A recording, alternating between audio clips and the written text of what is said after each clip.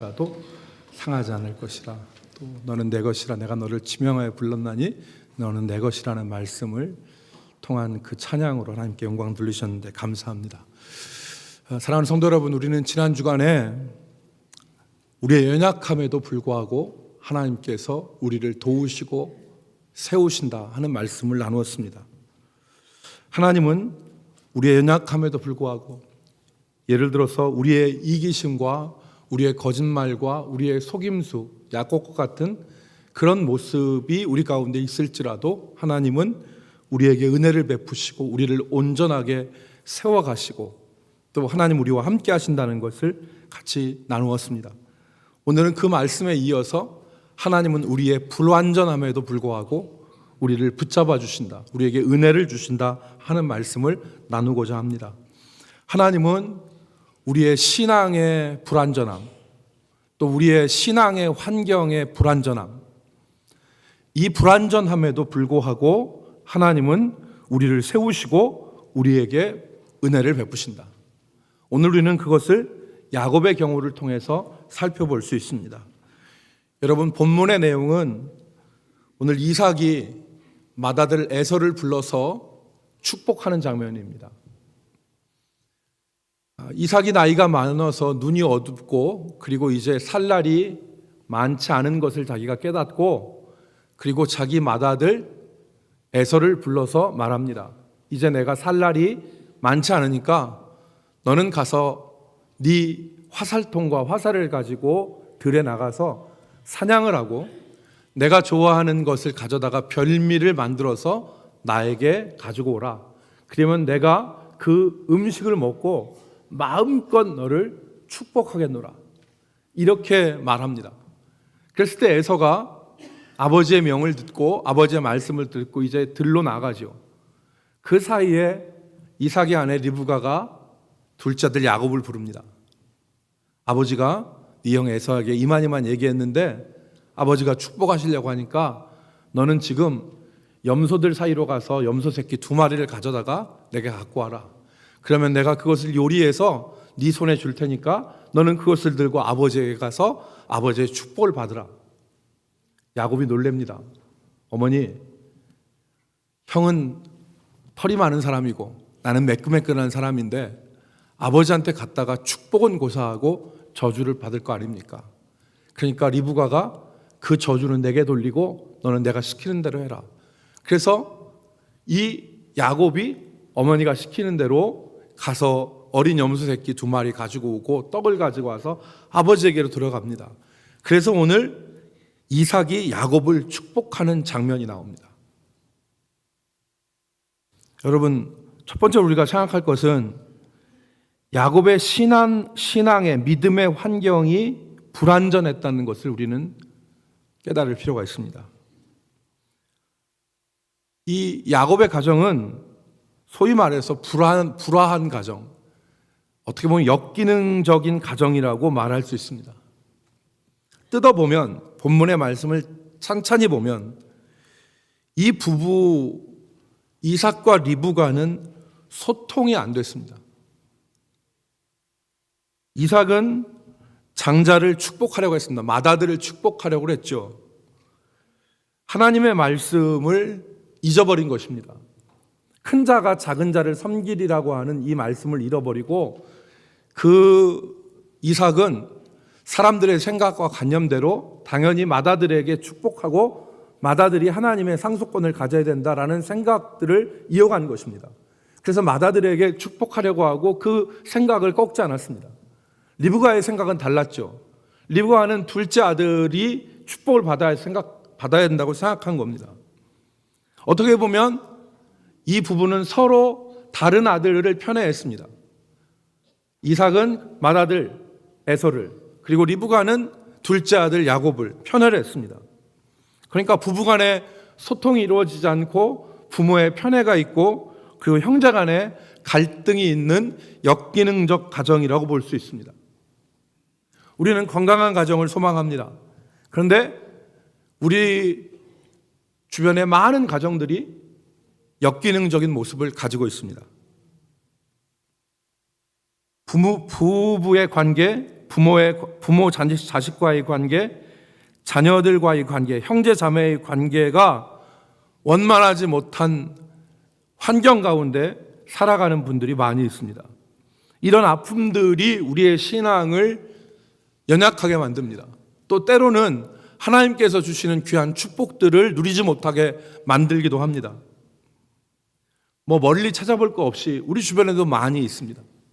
근데 하나 우리가 예를 들어 생각하자면 지난 11월 달에 우리 교회에 오신 백동조 목사님의 우리는 가정 얘기를 들었습니다. 그분의 어머니는 그 아버지에게 둘째 부인으로 시집을 갔잖아요.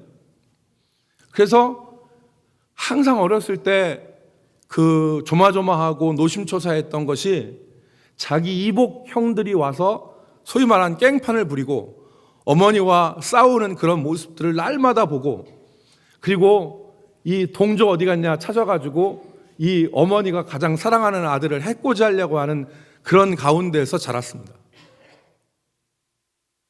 말이 안 되죠. 그러니까 우리는 지금 그분도 웃으면서 얘기하고 우리도 지금 웃으면서 얘기하는데 그 당시에 그 상황 가운데 떨어져 있으면 얼마나 힘든 환경이겠어요. 그리고 백동조 목사님 자신은 어렸을 때부터 신체적으로 결함을 가지고 있지 않았습니까? 그러니까 얼마나 힘들었겠어요.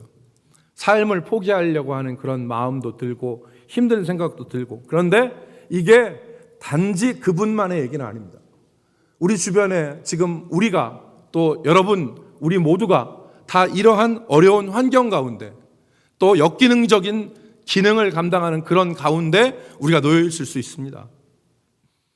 그런데 하나님은 이러한 불완전한 환경에 있는 하나님의 자녀들에게 은혜를 주시고 그들을 붙들어 주신다는 것입니다.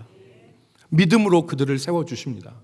그들의 아픔과 그들의 고통 가운데서도 하나님은 그들을 붙들어 주세요. 특별히 이 불완전한 환경을 통해서 하나님의 선한 역사를 이루십니다. 하나님은 굽은 것을 펴시는 하나님이에요. 우리의 불완전한 환경을 통해서도 하나님은 선한 역사를 이루시는 분입니다. 야곱의 경우를 살펴봅시다. 야곱은 이런 역기능적 가정에서 도저히 안 돼서 살인 직전에, 그러니까 오늘 우리가 읽은 본문을 쭉 더 읽어보면 야곱이 아버지한테 형을 대신해서 속여서 축복을 받아요. 그리고서 야곱이 사라집니다. 연극으로 얘기하면 페이드아웃이 되죠. 그런데 누가 등장하냐면 에서가 사냥감을 가지고서 헐레벌떡 들어와요. 그리고서 아버지한테 아버지 말씀하신 대로 가지고 왔습니다. 그랬더니 네가 에서냐? 동생이 이미 다 속여서 형의 축복을 받았어요. 그러니까 에서가 웁니다. 내게 주실 복이 없습니까? 내게 주실 복이 없습니까? 하면서 에서가 통한의 눈물을 흘려요. 그리고 에서는 결심합니다. 어떻게 결심하죠? 아버지가 죽을 기한이 가까웠으니 아버지 장례 치르고 나면 저놈의 새끼를 내가 죽여버려야 되겠다. 이 각오를 하는 거예요. 그러니까 형이 동생을 죽일 각오를 하는 겁니다. 그러니까 이제 형은 아버지 돌아가실 날만 기다리면서 칼을 가는 거죠. 이걸 알고 리브가가 야곱을 피신시키죠. 라반의 집으로. 그러니까 이게 갈등이 완전히 폭발하기 직전에 야곱은 집을 떠난 거예요. 야곱이 베델로 가는 도중에 우리가 잘 아는 대로 28장에 야곱이 노숙을 합니다. 한대에서 옆에 있는 돌을 베개 삼아서 자는데 그때 하나님을 만나요. 우리가 지난주에 말씀 나눈 것처럼 사닥다리가 있는데 그게 하늘에 닿았고 천사들이 오르락 내리락 하는데 하나님이 뭐라고 말씀하시냐면 내가 너를 떠나지 않겠다. 내가 너에게 축복하겠다. 내가 너로 모든 민족에 너와 내 자손들을 인하여 모든 민족이 복을 받겠다. 하나님이 그 약속을 신실하게 지키시는 말씀을 해주세요. 그랬을 때 야곱이 잠에서 깨어나서 일어나서 한 말이 무엇입니까? 창세기 28장 11절에 여호와께서 과연 여기 계시거늘 내가 알지 못하였도다. 무슨 말입니까?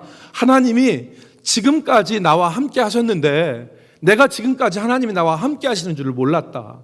하나님이 과연 나와 함께 하시는구나. 야곱은 그 어려움을 통해서 하나님을 만나고 하나님을 깨닫는 그런 유익을 얻습니다. 사랑하는 성도 여러분, 바로 이것입니다. 하나님이 우리의 불완전한 환경을 통해서 선한 역사를 이루시는 것이 바로 이러한 것입니다. 하나님은 우리의 불완전한 환경과 불완전한 우리의 삶의 모습들을 선한 것으로 바꾸세요. 어떻게? 하나님의 선한 역사가 일어날 수 있는 것으로 바꾸십니다. 야곱이 그랬습니다. 그런 유익을 누렸습니다. 그러므로 사랑하는 성도 여러분, 오늘 우리는 지금 창세기를 쭉 보고 있습니다. 이게 창세기가 옛날 이야기고 야곱과 아브라함과 이삭의 얘기만이 아니라 창세기의 이 얘기는 샘플입니다. 하나님이 하나님의 자녀들을 택하시고 그리고 부르셔서 하나님의 자녀 삼아주시고 하나님의 자녀 삼은 그 자녀가 불완전한 환경과 온전하지 못한 인격 가운데 있음에도 불구하고 그 자녀들을 일으켜 세우시고 북돋으셔서 하나님의 축복, 하나님의 진정한 구원으로 가게끔 하는 일련의 과정들을 하나님이 아브라함과 이삭과 야곱과 그들을 통하여서 보여주시는 겁니다. 그러니까 똑같이 우리들도 이 자리에 있는 것입니다. 하나님이 우리를 부르셨어요. 선택하시고 부르셔서 하나님의 자녀 삼으시고 불완전한 역기능적 과정 가운데 있는 우리라 하더라도 하나님이 우리에게 은혜를 주시고 그런 불완전함 통하여서 하나님의 선한 역사를 이루신다는 것을 우리로 보게 하시는 것입니다. 그러므로 여러분, 낙심하면 안 됩니다. 우리가 역기능적 가정에 있고 우리가 불완전한 가정 가운데 있을지라도 우리가 믿고 우리를 부르신 그 하나님은 우리의 그 불완전함 가운데서 하나님의 선한 역사를 이루어 가고 계심을 믿으시기 바랍니다. 하나님은 역사하시는 분이에요. 그래서 우리의 연약함 가운데서도 하나님의 선한 역사를 이루신다.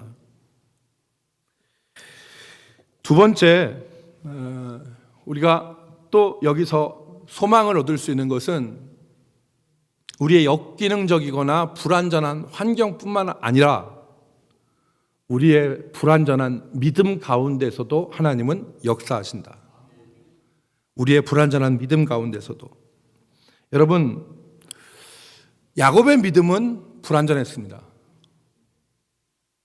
야곱이 하나님을 만난 다음에 180도 확 변해서 야곱이 하나님의 믿음의 가정에 있으면서 온전한 사람으로 자랐어야 됐고 자랐으면 좋았을 텐데 야곱의 믿음은 온전하지 않았습니다. 여러분, 야곱의 할아버지가 누굽니까? 알면서 얘기 안 하죠. 야곱의 할아버지가 누구였어요? 아브라함이었고 야곱의 아버지가 누구였습니까? 이삭이었습니다. 야곱의 할아버지는 아브라함이고 야곱의 아버지는 이삭이었어요. 그 가정에서 태어났어요. 그런데 야곱은 오늘 20절 말씀에 보니까 야곱의 믿음이 온전하지 않다, 불완전하다는 것을 우리가 깨닫게 해요. 왜 그러냐면 야곱이 자기 어머니 말대로 염소 새끼를 잡아가지고 별미를 만들었네. 그리고서 형 에서의 옷을 입었어요. 그리고서 팔에다가 털이 없으니까 잡은 염소 털을 갖다가 붙였습니다. 그래가지고 아버지한테 갔어요. 그래서 아버지 갖고 왔습니다. 제가 에서입니다. 이렇게 얘기하니까 어떻게 이렇게 빨리 사냥을 해서 가지고 왔냐? 그렇게 아버지가 물었어요. 그랬더니 야곱이 하는 말이 무엇입니까? 20절에 하나님이 나로 하여금 순조롭게 만나서 사냥감을 순조롭게 만나서 이렇게 빨리 가지고 올 수 있었습니다. 얘기했어요. 한번 20절 읽어봅시다. 20절 이삭이 시작. 이삭이 그의 아들에게 이르되 내 아들아 내가 어떻게 이같이 속히 잡았느냐. 그가 이르되 아버지의 하나님 여호와께서 나로 순조롭게 만나게 하셨음이니이다. 여러분, 이 말 자체는 얼마나 은혜롭습니까? 아버지의 하나님 여호와께서 나로 순조롭게 만나서 이렇게 할 수 있었습니다 했는데 이 말은 참말이에요, 거짓말이에요? 거짓말이에요. 지금 야곱은 거짓말을 하면서 누구를 팔아먹는 거예요? 하나님을 팔아먹는 거예요. 거짓말하면서 하나님이 도와주셔서 내가 이렇게 빨리 갖고 왔습니다, 이렇게 말하는 거예요. 야곱의 믿음이 완전해요, 불완전해요? 불완전해요. 따라합시다. 그런데 이게 남 얘기가 아닙니다. 여러분, 이 얘기가 남 얘기가 아니잖아요. 여러분, 신방을 하면요, 신방을 하면 우리 성도들이 목사님 신방 한 일주일에 한 번씩 오셔야 되겠어요. 그래요. 왜 그러냐면 신방하면 청소를 하거든.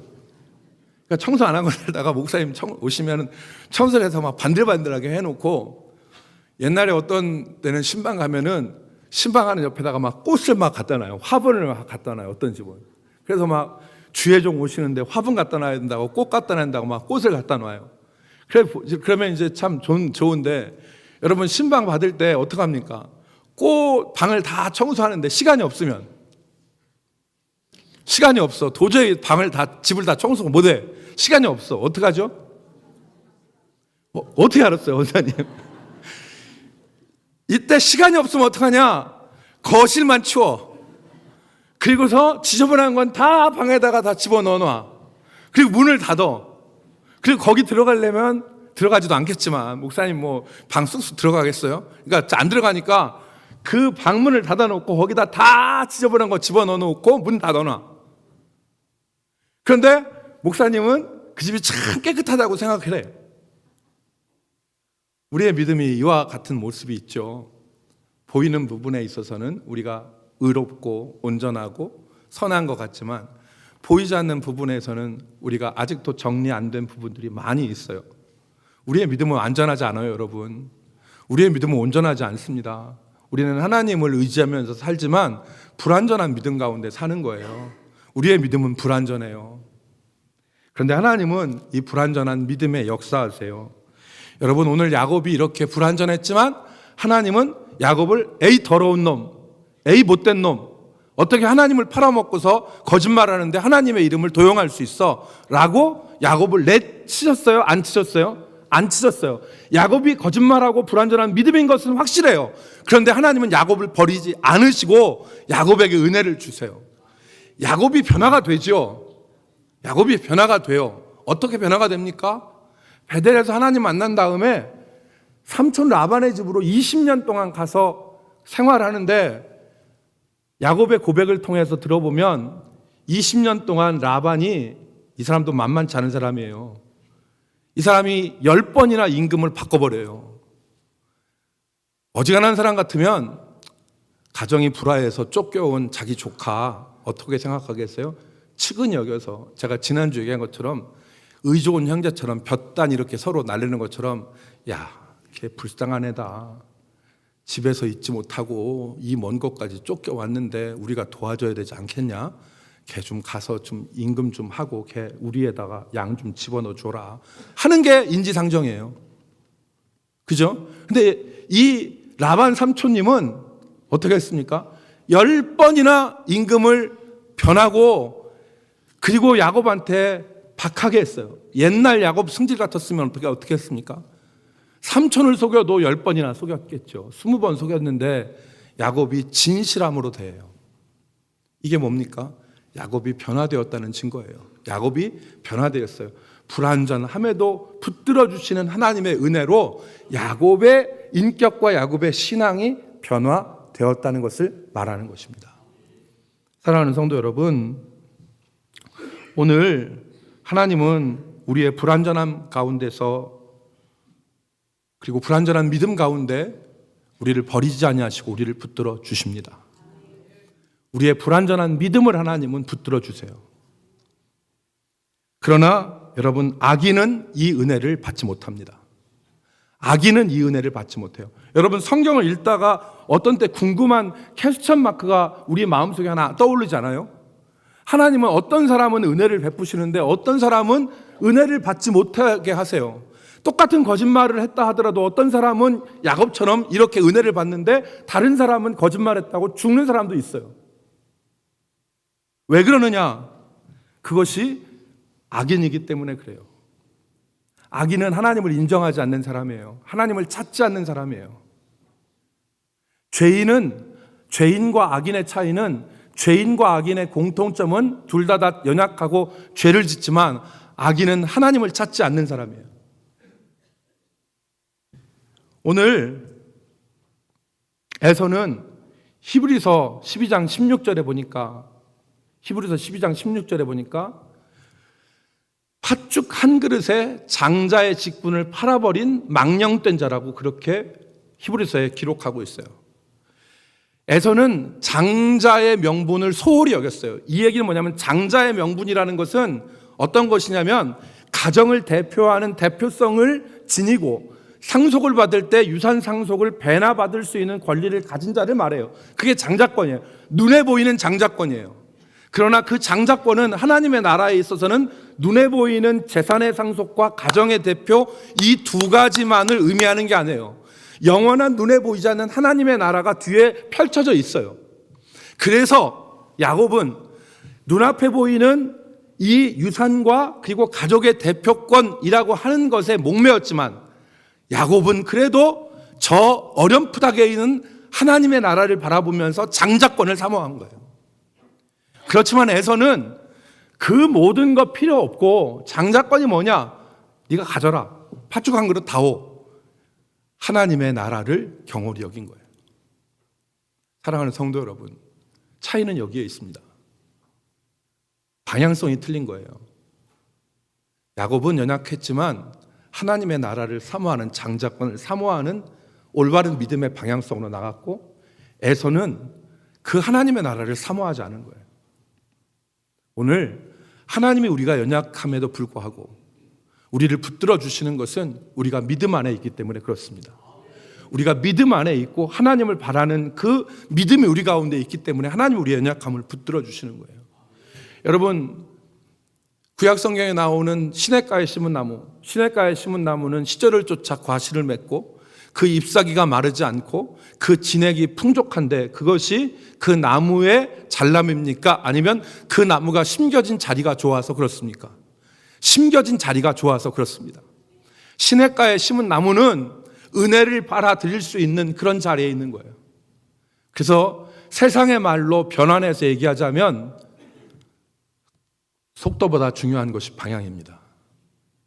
우리가 어느 방향에 있느냐, 어떠한 길로 나아가느냐.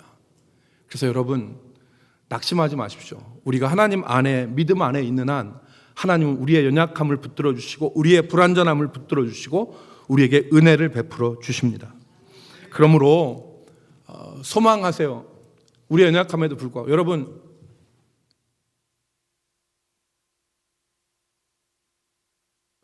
지금은 많이 없어졌는데요, 대장간이라는 데가 있잖아요.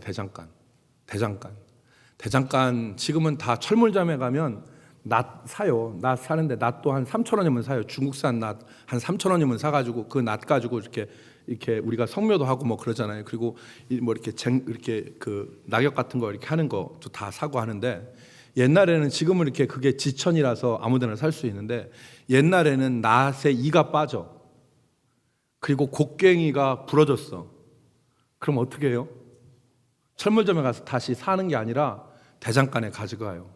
그래서 대장간에 가져가서 대장장이한테 가서, 아이고 이거 낫 다 빠져서 못 쓰게 되겠어. 그러면은 어떻게 해? 대장장이가 그걸 갖다가 불에다가 다시 달고, 그리고 대장장이가 치는 망치질하는 그 선반, 그걸 뭐라고 하냐면 모루라고 그래. 모루 위에다가 얹어놓고 다시 두들겨. 그러면 그 모루 위에서 잎 빠진 낫, 부러진 곡괭이 다 새롭게 태어납니다. 오늘 연약하고 불완전한 우리의 믿음이 하나님의 손에 붙잡혀서 하나님의 모루에 올라서 놓여지면 온전하고 새로운 존재로 거듭나게 됨을 믿으시기 바랍니다. 하나님 우리를 그런 가운데 세우신 거예요. 그런 가운데. 그래서 자학하지 마세요. 내가 왜 이러지? 나는 왜 이거밖에 안 되지? 해서 자학하는 믿음들이 많이 있는데, 여러분 소망을 가지십시오. 믿음 안에서 악인은 이 은혜를 못 받지만 믿음 안에 있는 죄인들, 믿음 안에 있는 연약한 자들은 하나님께서 베풀어 주신 은혜 가운데 온전케 되어진다고 하는 소망을 가지시기를 주의 이름으로 축복합니다. 하나님이 우리를 온전케 하세요. 그래서 우리를 부르시고 우리를 자녀 삼으시고 자녀의 확신 갖게 하시고 시험 가운데서 우리를 견디게 하시고 그리고 하나님의 자녀로 온전케 하시는 이 모든 과정을 진행하시는 분은 하나님이시다. 내가 아니라 하나님이시다 하는 이 믿음을 가지시기를 주의 이름으로 축복합니다. 마지막 세 번째는요, 우리가 이 사실을 확신할 때에 이 사실을 붙잡아 주시면 좋겠습니다. 예. 약간 신체적인 어떤 질병을 알고 계시기 때문에 여러분들이 좀 이해하시면 좋겠습니다. 붙잡아 주시고 조금 만져주시면 좋겠습니다. 세 번째는 우리가 같이 나눌 말씀은 세 번째, 우리가 이러한 은혜를 받고 하나님의 이러한 사랑과 이러한 붙들어 주신 가운데 있는데 우리의 주변에 있는 사람들을 바라보는 우리의 시각을 점검해 볼 필요가 있다는 겁니다. 우리가 우리의 주변에 연약한 자와 불완전한 자를 바라볼 때에 우리의 시각은 과연 어땠는지. 우리 주변에는 온전하지 못한 사람들입니다. 내가 온전하지 못한데 다른 사람은 어떻겠습니까? 나는 온전하지 못합니다. 하나님이 우리를 온전케 하시는 것은 마지막 때이죠. 하나님의 나라에서 우리는 영화롭게 됩니다. 그러나 그 이전에 이 땅을 살아가면서 우리는 아직 완성품이 아니에요. 우리는 아직 완성품이 아니라 우리는 연약하고 불완전합니다. 그랬을 때 우리가 우리 주변에 있는 다른 사람들을 바라볼 때 우리는 어떻게 바라봐야 되냐는 거예요. 그 사람에게 우리는 많은 경우에 온전함을 원합니다. 당신은 나한테 이렇게 했어야 됐어. 당신은 나한테 이렇게 해줘야 돼. 라고 하는 온전함을 가지고 우리 주변 사람들을 바라보고 요구해요. 그러나 여러분, 우리가 우리의 형제와 자매와 이웃과 가족들을 바라볼 때 우리의 시각은 온전함을 요구하는 시각이 아니라 이해와 긍휼입니다. 이해와 긍휼로 바라봐야 돼요. 내가 불완전하듯이 당신도 불완전하고, 내가 온전하지 못하듯이 당신도 온전하지 못하고, 내가 완성품이 아니듯이 당신도 완성품이 아닙니다 라고 하는 생각으로 우리는 바라봐야 됩니다. 그리고 소망 가운데 바라봐야 됩니다. 왜 소망 가운데 바라봐야 되냐면 하나님이 온전케 하실 것이기 때문에. 우리는 늘 이것 갖고 갈등해요. 저도 이렇게 바라보다가 하나님이 하실 거야 소망 가운데 이렇게 있다가 한때는 왜 이렇게 안 변하는 거야 라는 생각을 가지고 인내하지 못하는데, 하나님 소망 가지시기 바랍니다. 예수 그리스도 안에는 지난주에 말씀드렸던 것처럼 의인들만 들어와서 교회는 의인을 전람해 놓은, 의인을 전시해 놓은 박물관이 아니라 죄인들이 고침받는 병원인 것입니다. 그래서 하나님의 교회에 누구나 와서 하나님의 은혜와 사랑으로 하나님을 알게 되면 오늘 야곱을 새롭게 하시는 그 하나님이 그 불완전한 사람을 고치셔서 완전한 사람으로, 온전한 사람으로 만드실 것이라고 하는 소망을 가지고 우리는 사람들을 봐야 됩니다. 그것이 있을 때 우리가 하나님의 마음을 품을 수 있는 것이죠. 사랑하는 성도 여러분, 말씀을 마치겠습니다. 하나님은 우리의 불완전함에도 불구하고 우리에게 은혜를 주시고 우리를 붙들어 주십니다. 그 은혜가 나를 붙잡고 계심을 기억하고 낙심되는 일과 절망 가운데 있을지라도 내 삶의 굽은 것을 통해서 하나님의 역사를 이루시는 그 하나님의 선하신 하나님의 역사의 자리를 생각하면서 소망을 가지시기 바라고, 우리 주변에 있는 불완전하고 온전하지 못한 가족과 이웃, 공동체, 교회를 바라볼 때에 소망을 가지고 바라볼 수 있는 저와 여러분이 되시기를 주의 이름으로 축복합니다. 기도하겠습니다. 하나님, 오늘 우리 가운데 하나님의 사랑과 하나님의 일하심을 볼 수 있는 눈을 허락하여 주시고 그리고 우리의 연약함과 우리의 불완전함에도 불구하고 그 가운데서 하나님의 역사, 선한 역사를 이루시는 하나님의 놀라우신 그 은혜를 우리가 믿고 바라보게 하여 주옵소서.